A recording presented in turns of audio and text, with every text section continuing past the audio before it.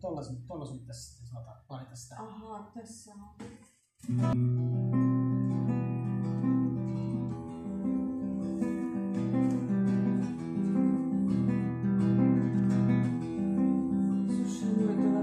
Sä nyt kappaleita niin kuin A, B ja A ja E. 3 otteella pystyy soittamaan 10 kappaleita.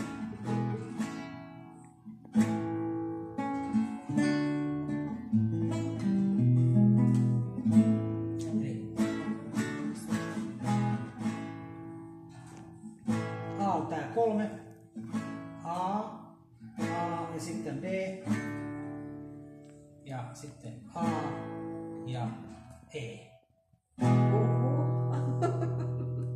Se on tärkeää, että tekee olisi oikealla sormella, koska ne ei muuten yletä. Eli toi pitäisi mennä tonne ja toi tonne ja sitten toi